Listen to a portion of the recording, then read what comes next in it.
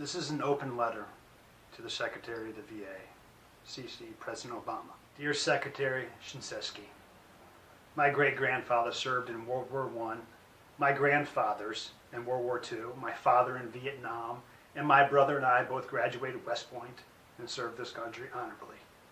These great United States of America depend on families like mine to defend this Constitution and our freedom. But I can no longer, in good conscience, allow that line of service to continue when it comes a time for my son or daughter to serve this country. For I know that the government cannot reciprocate the loyalty, the sacrifice, or the service. It can take life, limb, sanity, and soul. But when a veteran is used up and injured, we get dumped into the VA system as a number to be counted by doctors who are punching a clock, our service and sacrifice long forgotten, our wounds a burdensome byproduct that must somehow be swept underneath the rug. 18 years ago, I injured my hip and back on an airborne jump, was medically discharged and thrown into the VA system. I was 22 years old, and I've spent every second of every day since then in pain, being passed from doctor to doctor, all of whom seem very well trained to use the words, "There is nothing I can do for you." I am convinced that somewhere in the handbook on how to care for a veteran, the VA has boldly printed this policy. When in doubt, bounce the veteran from doctor to doctor, ply him with pills, provide him with no answers and hope that he just gives up or commits suicide. There is a reason that 22 veterans a day are committing suicide. The VA is not holding up its end of the bargain. A bargain made on behalf of a nation whose democracy rests solidly on the backs of its all-volunteer armed forces. We, the volunteers, agreed to protect and defend this country at all costs. And the VA is supposed to have our backs when we get injured in the line of duty. I know you did not create this system, but as the man at the top, it is your duty to fulfill the VA's end of the bargain. As a soldier, I know you know the common creed that we will leave no man behind, but the VA is leaving every man behind. I see it every time I walk into the West Los Angeles facility. It's etched on the faces of our veterans, the frustration of your failure, the pain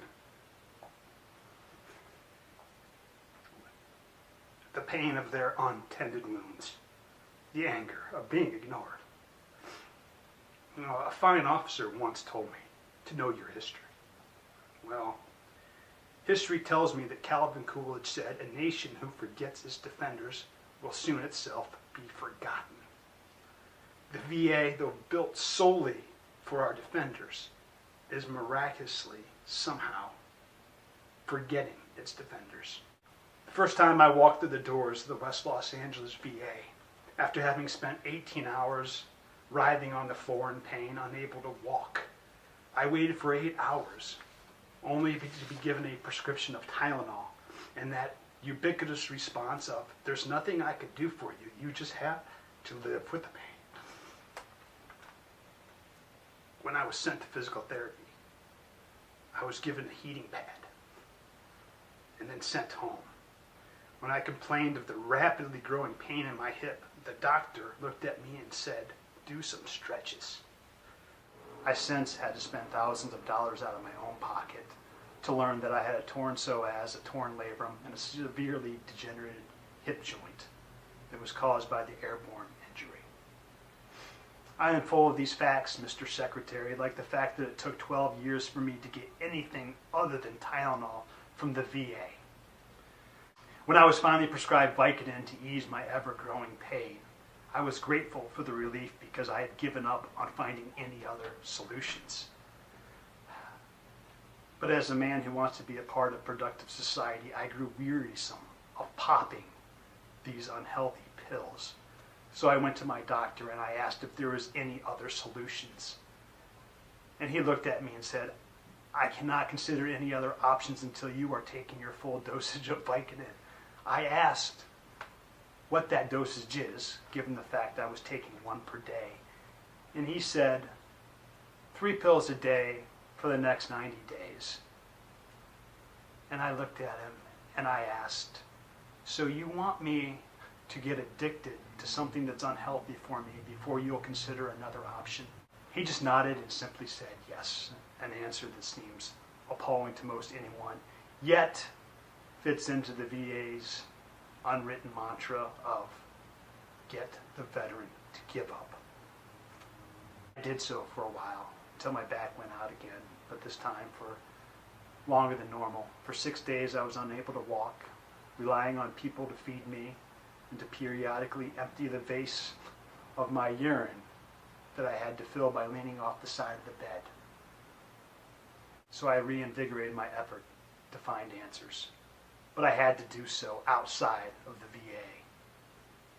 The problem is, I ran out of money, and I had to return to the VA system, where neither the knowledge nor the capabilities of the outside world seemed to exist.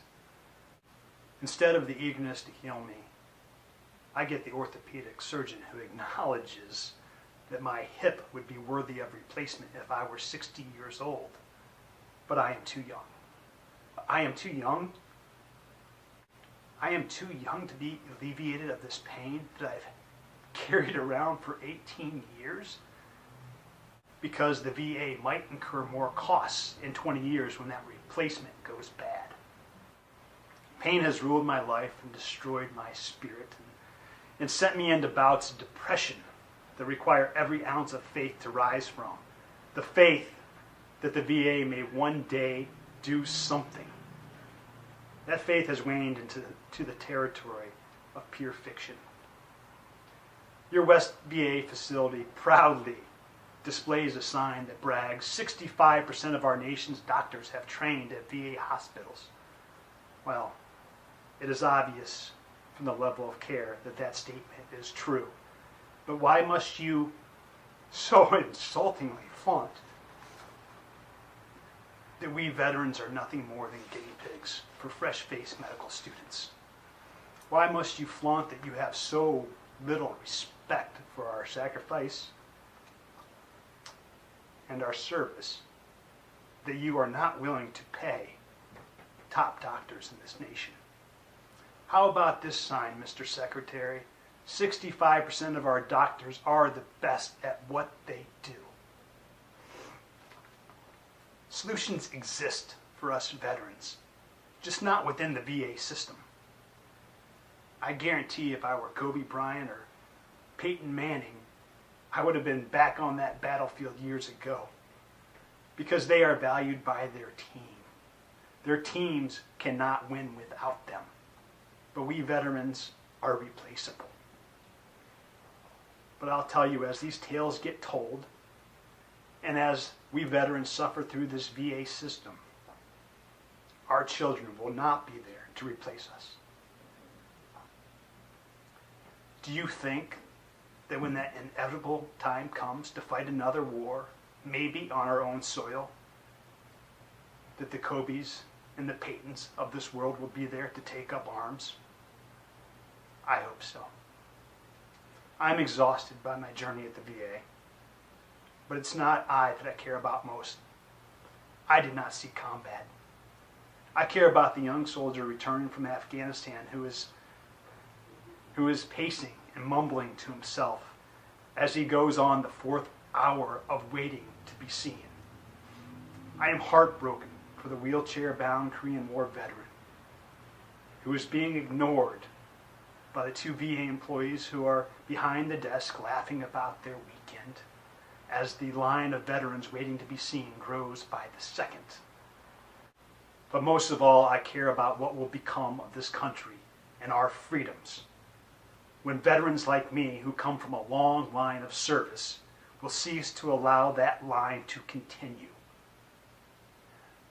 The dangerous die of incompetence, inaction, and ignorance has been cast in the VAs across this country. And as a result, we will no longer have capable men and women willing to sign on that dotted line to give life and limb to defend our Constitution. Because if that life is not given on the battlefield, it will be given in a more excruciating, drawn-out manner in the halls of the VA hospital.